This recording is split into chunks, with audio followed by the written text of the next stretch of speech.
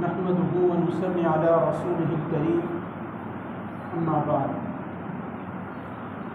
أعوذ بالله من الشيطان الرجيم بسم الله الرحمن الرحيم والعصر إن الإنسان لفي خسر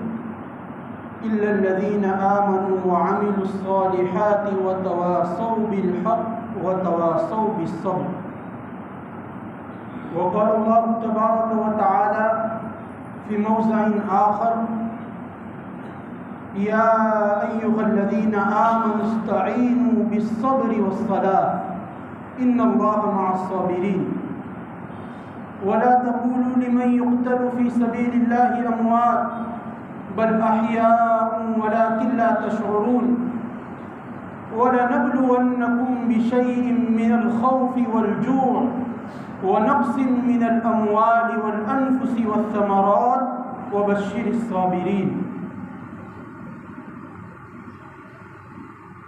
وقال النبي صلى الله عليه وسلم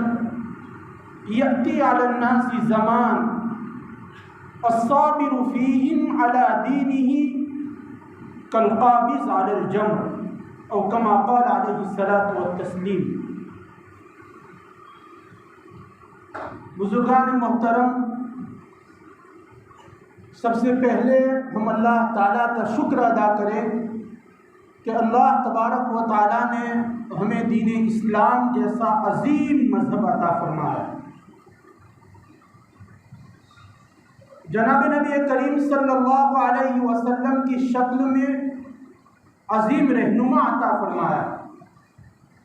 اور قرآن مجید کی شکل میں عظیم بک اور کتاب عطا فرمائی جو پوری زندگی میں پیدائش سے لے کر وفات تک، بلکہ وفات کے بعد، انتقال کے بعد آخرت کی زندگی میں بھی ہمارے لیے مشعل راہ ہے. میں نے جو آیت کریمہ اور حدیث پاک آپ کے سامنے تلاوت کی، اس میں اللہ تبارک و تعالیٰ نے خاص چیز کا حکم دیا ہے،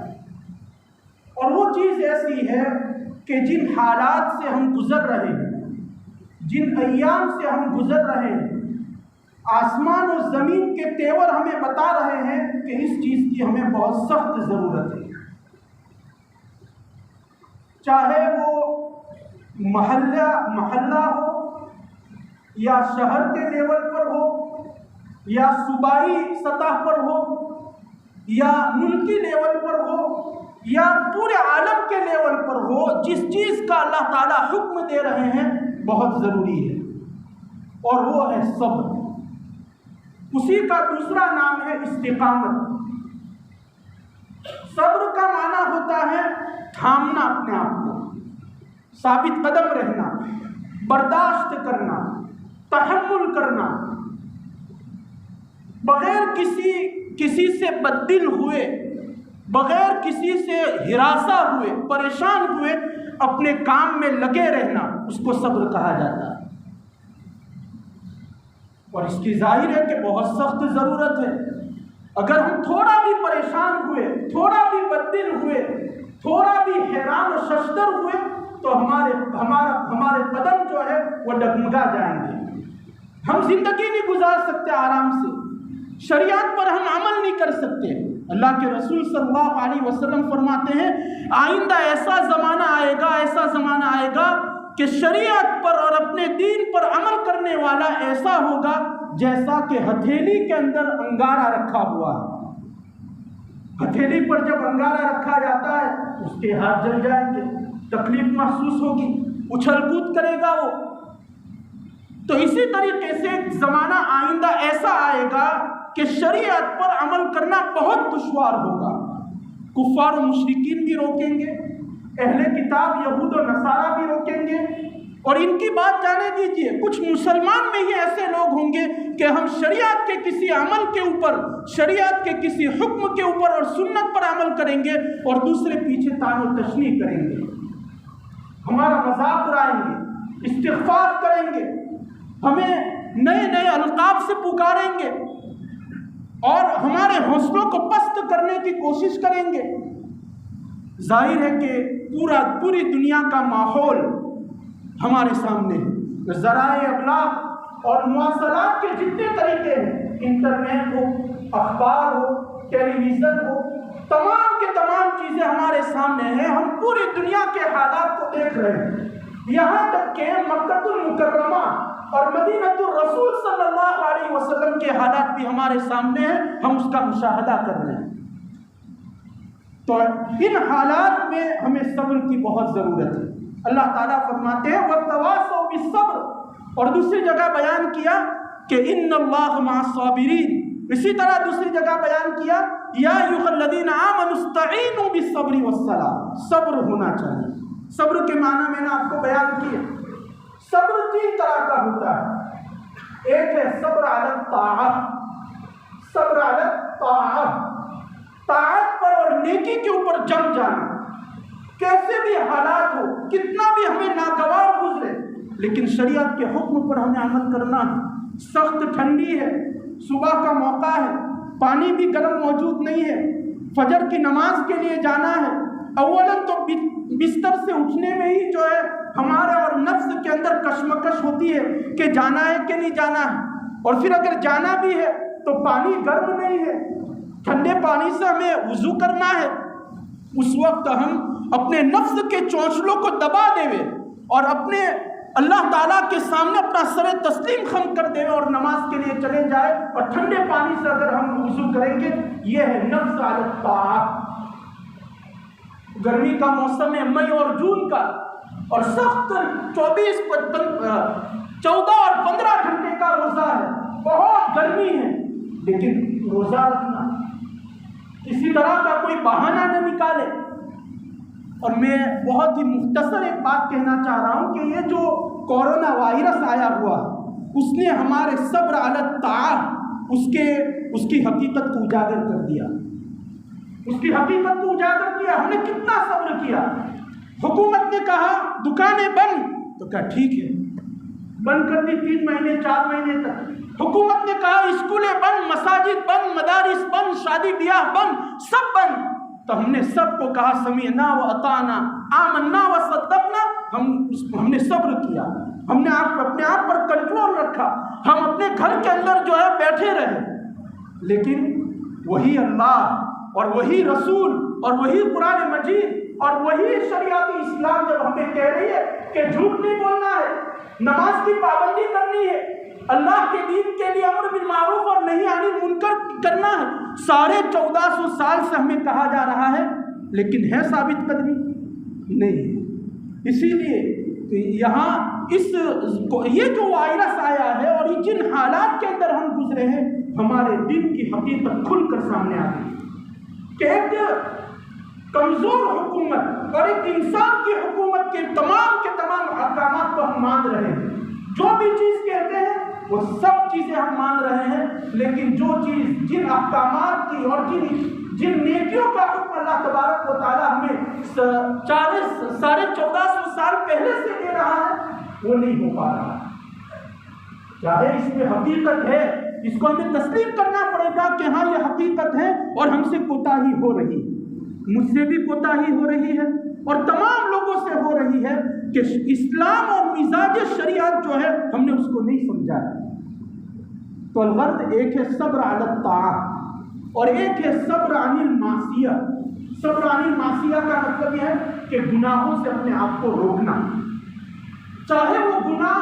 اپنی تمام کے تمام طاقت کے ساتھ، تمام کے تمام ملمہ سازی کے ساتھ، تمام کے تمام رنگینی کے ساتھ ہمارے سامنے آئے، لیکن ہم اپنے جذبے کے اوپر، اپنے دلی چونچلوں کے اوپر اور ہم اپنے وسوسے کے اوپر ایسا قابو پائے کہ چاہے جو بھی ہو جائے لیکن یہ گناہ میں نہیں کروں گا۔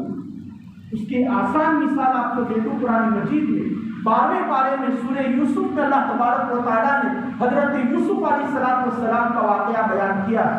عزیز مصر ہے، پورے ملک کے وزیر خزانہ کی بیوی ہے، اور جو ہے وہ وزیر کی بیوی ہے اور حاکم کی بیوی ہے، اور سامنے سے دعوت دے رہی ہے زنا کی، اور قرآن مجید نے اس کو کتنے اچھے پیرائے میں بیان کیا، وَلَقَدْ هَمَّتْ بِهِ وَهَمَّ بِهَا لَوْلَا أَن رَأَىٰ بُرْهَانَ رَبِّهِ، کہ پورا ارادہ کر چکی تھی زلیخا دروازے بھی بند کر دیے تھے، بلکہ روایات میں آتا ہے کہ تالا بھی لگا دیا تھا، اور پیچھے دوڑی ہے حضرت یوسف علیہ السلام کی، لیکن یوسف علیہ السلام نے کہا معاذ اللہ، یہ کام نہیں ہو سکتا۔ یہاں تک کہ ایک موقع وہ آیا گناہ سے بچنے کے لیے کہ ربی انی احب السجن، قرآن مجید میں ہے کہ میں جیل میں جانا پسند کر لوں گا، قید میں جانا پسند کر لوں گا، لیکن میں یہ گناہ نہیں کر سکتا۔ یہ ہے صبر عن الطاعہ، صبر عن المعصیت۔ اور تیسری قسم تو بہت عجیب ہے، اور اس کے تو جتنے واقعات بیان کیے جائے اور جتنی اس کی وضاحت اللہ کے رسول کی سیرت سے بیان کی جائے اتنی کم ہے، اور اس کی ہمیں بہت ضرورت ہے، اور وہ ہے صبر علی البلایا، صبر علی الاذى، صبر علی المصائب، مصیبت پر صبر کرنا۔ مصیبت پر صبر یہ ایک ایسی چیز ہے کہ اللہ تبارک و تعالیٰ نے رسول کو بھی حکم دیا ہے، اور رسول نے اپنے صحابہ کو حکم دیا ہے۔ چنانچہ اللہ کے رسول کی سیرت تو آپ جانتے ہیں کہ بھائی اللہ کے رسول صلی اللہ علیہ وسلم کو کتنا ستایا گیا، صحابہ کو کتنا ستایا گیا۔ اللہ کے رسول کو مجنون کہا گیا، ساحر کہا گیا،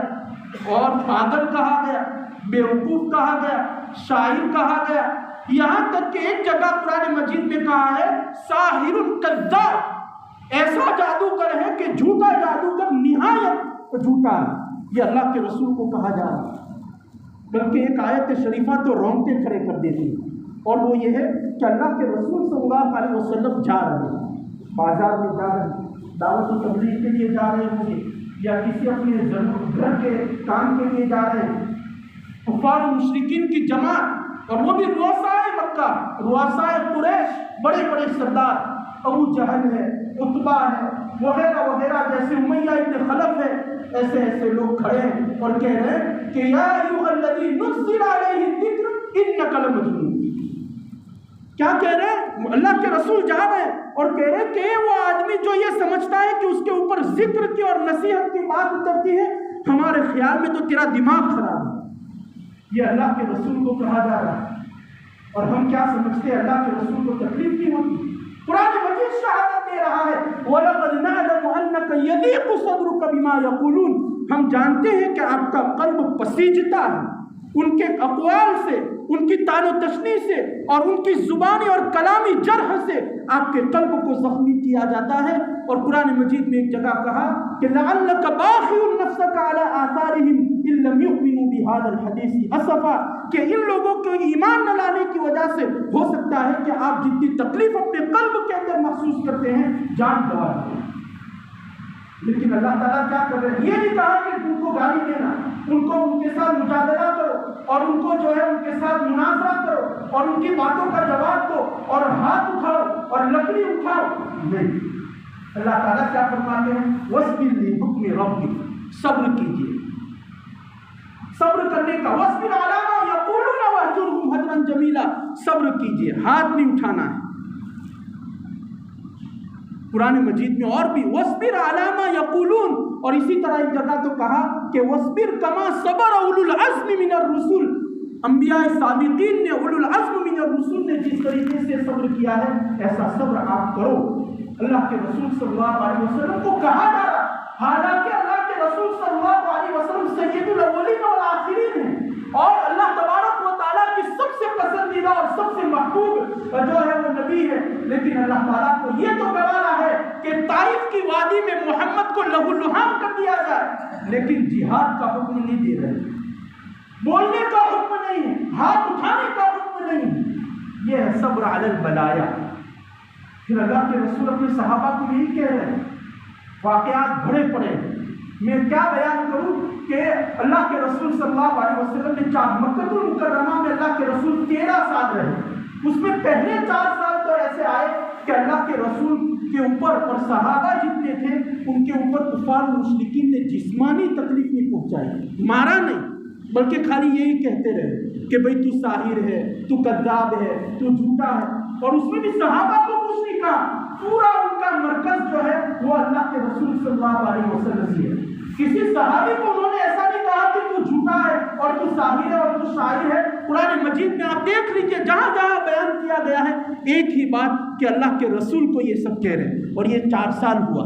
4 سال تک۔ سوال پیدا ہوتا ہے کہ 4 سال کے اندر انہوں نے مارا کیوں نہیں اللہ کے رسول کو؟ نعوذ باللہ، کسی صحابی کو مارا کیوں نہیں، تکلیف کیوں نہیں پہنچائی؟ اس کا جواب یہ ہے کہ وہ یہ سمجھ رہے تھے کہ یہ جو ابھی شریعت محمدی اٹھی ہے اور یہ جو نبوت کا دعویٰ کیا ہے، ان کو زبانی حملے کر کے اور زبانی طعن و تشنیع کے ذریعے ان کو اتنا زخمی کرو، اتنا زخمی کرو کہ یہ لوگ پیچھے ہٹ جائیں،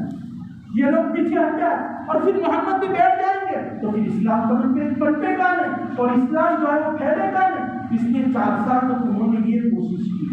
لیکن جب 4 سال تک یہ کوشش کی اور کوئی نتیجہ نہیں نکلا، اللہ کے رسول کوئی جواب نہیں دے رہے ہیں، بلکہ روز افزو جو ہے وہ لوگ اسلام قبول کرنے جا رہے ہیں، تو پھر انہوں نے 4 سال کے بعد دوسرا طریقہ اختیار کیا، اور یہ طریقہ 8 سال تک چلا ہے۔ کتنے چال کہ 8 سال تک یہ طریقہ چلا ہے، صحابہ کو اور اللہ کے رسول کو انہوں نے تکلیف پہنچائی۔ اور اس میں خالی ایک ہی واقعہ میں بیان کرنا چاہتا ہوں، ویسے تو بہت سارے واقعے ہیں جو ہمارے بدن کے رونگٹوں کو کھڑا کر دیتا ہے، خالی ایک واقعہ بیان کرتا ہوں کہ ایک خاندان تھا، اس کو اور وہ ہے حضرت یاسر رضی اللہ تعالیٰ عنہ، اور حضرت سمیہ ان کی بیوی اور ان کے بیٹے حضرت عمار بن یاسر رضی اللہ تعالیٰ، یمن کے رہنے والے۔ خواب آیا تھا کہ مکہ المکرمہ میں ایک آدمی جو ہے وہ نبوت اللہ تعالیٰ اس کو نبی بنائیں گے، لہذا تم وہاں جاؤ۔ حضرت یاسر رضی اللہ تعالیٰ عنہ یہاں آئے مکہ المکرمہ میں، اور ایک آپ یہ بھی بات ذہن میں رکھیے کہ مکہ المکرمہ اس وقت قریشی لوگوں کا تھا، یا تو قریشی لوگ ہی رہیں گے یا جو قریشی کا حلیف ہوگا جس کو معاہدہ کہا جاتا ہے وہ رہیں گے، یا قریشی کے غلام رہیں گے۔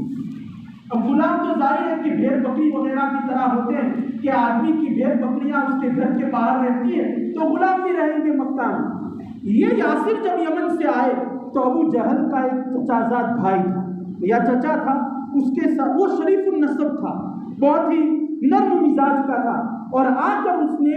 حضرت یاسر جو ہے ان کے ساتھ معاہدہ کر لیا۔ زیادہ وجہ ہے حضرت سمیہ اسی کی، یعنی وہ جو ابو جہل کا چچا ہے اس کی کنیز تھی، باندھی تھی، لہذا ان کا نکاح ہو گیا۔ نکاح ہونے کے بعد بیٹا پیدا ہوا حضرت عمار، اور ظاہر ہے کہ یہ باندھی زیادہ ہے، کنیز کا پیدا کیا ہوا ہے، لہذا عمار بھی غلام۔ جب تک وہ ابو جہل کا چچا تھا تب تو برابر تھا، کوئی تکلیف ان کو نہیں تھی، لیکن اس کا انتقال ہو گیا۔ اب انتقال کے بعد ابو جہل بڑا تھا خاندان کا، یہ تینوں افراد اس کے قبضے میں آ گئے، اور اس کے بعد اس نے جو ظلم و ستم کے پہاڑ توڑے ہیں، الامان والحفیظ اتنا ستایا ہے، بلکہ اس کا ابو جہل کا ایک چھوٹا سا بت تھا، وہ بت لے کر آتا تھا حضرت سمیہ کے پاس اور کہتا تھا کہ خالی ایک مرتبہ کہہ دے کہ یہ بھی الہ ہو سکتا ہے، یہ بھی معبود ہو سکتا ہے، میں تجھے چھوڑ دوں گا۔ لیکن قربان جائیے یاسر و سمیہ کے ایمان کے اوپر اور ان کے پائے استقامت کے اوپر کہ انہوں نے مرنا تو گوارا کیا، لیکن ایک جملہ انہوں نے نہیں نکالا اپنی زبان سے، کفریہ جملہ نہیں نکالا، یہاں تک کہ مارتا رہا، ستاتا رہا، زد و کوب کرتا رہا، اور جب اخیر میں وہ تنگ آ گیا کہ یہ لوگ تو ایمان چھوڑنے والے نہیں ہیں، تو اس نے بولتے ہوئے بھی جھجک محسوس ہوتی ہے، حضرت سمیہ رضی اللہ تعالی عنہ ان کی برچھا لیا اور ان کی شرمگاہ میں زور سے مارا اور ان کی جان نکل گئی۔ اور حضرت یاسر الامان والحفیظ، اللہ تعالیٰ ہمیں اس طرح کی آزمائش سے ہمیں بچائے۔ ان کی وفات ایسے ہوئی ہے کہ ابو جہل نے 4 سانڈ اونٹ لائے، مضبوط طاقتور اونٹ لائے، اور حضرت یاسر کا ایک ہاتھ باندھ دیا، دوسرا ہاتھ ایک رسی سے باندھ دیا، ایک دونوں پیر الگ الگ رسی سے باندھ دیے، چاروں اونٹ کو اس طرح جو ہے وہ اس نے الگ الگ رخ کی طرف دوڑا دیا۔ حضرت یاسر علیہ السلام، حضرت یاسر رضی اللہ تعالیٰ عنہ کے بدن کے پرچے اڑ گئے۔ یہ جب ظلم و ستم ہو رہا تھا تو اللہ کے رسول کا گزر ہوا، اللہ کے رسول نے کیا کہا؟ یہ نہیں کہا کہ تم بھی مارو، حالانکہ میں یہاں ایک بات اور آپ کو کہہ دوں کہ احد کے اندر 70 صحابہ شہید ہوئے تھے، اللہ نے گوارا کیا تھا کہ 70 شہید ہو جائے، اللہ کے رسول کو بھی گوارا تھا کہ 70 شہید ہو جائے، اگر اسی وقت مارنے کا حکم دے دیتے، جہاد کا حکم دے دیتے، ہاتھ اٹھانے کا حکم دے دیتے تو کیا تھا، 40 صحابہ تھے، 10 شہید ہو جاتے، لیکن نہیں۔ اس وقت بھی اللہ کے رسول نے ان کو کیا کہا کہ اصبروا یا آل یاسر،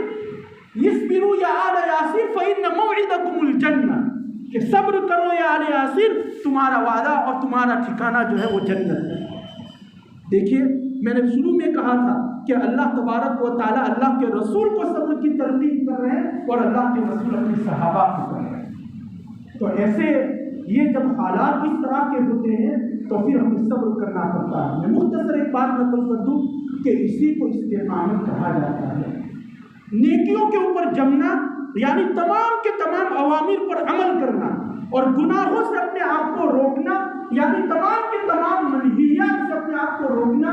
اور آنے والی مصیبتوں کے اوپر جو ہے وہ جم جانا، اسی کو استقامت کہا جاتا ہے۔ قرآن مجید میں 24ویں پارے میں اللہ تبارک و تعالیٰ فرماتے ہیں ان الذین قالوا ربنا اللہ ثم استقاموا فلا خوف علیہم تتنزل علیہم الملائکۃ فلا خوف علیہم ولا یحزنون۔ اس طرح کی آیت کریمہ ذکر کی گئی ہے کہ جن لوگوں نے ایمان، اقرار باللسان اور تصدیق بالقلب، یعنی جس کو ایمان کہا جاتا ہے، جن لوگوں نے اللہ تعالیٰ کے اوپر ایمان لے آئے اور کہا کہ ہمارا رب اللہ ہے اور پھر اس پر ثابت قدم رہے، ثابت قدم رہنے کی صبر کی تینوں قسمیں آ جائے گی اس میں، اور ثابت قدم رہے، ملائکہ آتے ہیں، یا تو موت کے وقت آتے ہیں، یا قبر میں آتے ہیں، یا قیامت کے دن آئیں گے، کہتے ہیں کہ کوئی خوف نہ کرو، تم کو جنت میں جانا ہے۔ تو یہ جو حالات ہیں، ان حالات میں صبر کی بہت ضرورت ہے، اس لیے کہ دجالی فتنے ہیں، الگ الگ طرح کے فتنے رونما ہو رہے ہیں، اور اللہ کے رسول نے کتنی ساری احادیث میں علامات قیامت بیان کی ہے، وہ یک بارگی جو ہے وہ پائی جا رہی ہے۔ اگر وقت ہوتا تو میں آپ کو بتلاتا کہ یہ کورونا وائرس، یہ ہم جو مان رہے ہیں کہ یہ چین کی چال ہے اور جو ہے امریکہ کی چال ہے اور چین کی جو ہے وہ بازار میں منڈی لانا چاہتا ہے، یہ ہوگا اپنی جگہ پر۔ 48 روایت کے اندر ایسا آیا ہے کہ جس میں یہ کورونا وائرس کی طرف اشارہ ملتا ہے، 14 کتابوں کے اندر جو ہے یہ احادیث منقول ہے، اور ہمارا ایمان ہے کہ اللہ کے رسول امین ہے، صادق المصدوق ہے، تو کیا یہ ہم صرف اسی بات کو مان لیں گے کہ ہاں یہ جو ہے وہ لوگوں کی چال ہے اور اللہ کے رسول کی احادیث کی طرف ہماری نظر نہیں جائے گی؟ ظاہر ہے کہ یہ ہمارا ایمان نہیں ہے۔ اس لیے حالات بہت ہی کشیدہ ہے، ہمیں دین کے اوپر اور استقامت، دین کے اوپر جمنا اور استقامت بہت ضروری ہے، ورنہ دجال جب آئے گا تو اس کے ایک ہاتھ میں جنت ہوگی اور ایک ہاتھ میں جہنم ہوگی۔ جس کا ایمان کمزور ہوگا وہ جو ہے اس کو فوراً دجالی فتنے کے اندر گرفتار ہو جائے گا۔ اس لیے ضروری ہے کہ ہم اپنے ایمان کو مضبوط کریں، ہم اپنے دین کے اوپر جو ہے وہ مضبوط ہو جائے اور ایمان کا نور اور ایمان کی جامعیت، دین اسلام کی جامعیت اپنی زندگی کے اندر پیدا کرے۔ اللہ تعالیٰ سب سے پہلے مجھے ان باتوں پر عمل کرنے کی اور ان فتنوں سے میری حفاظت فرمائے اور ہم سب کی حفاظت فرمائے۔ وآخر دعوانا الحمدللہ رب العالمین۔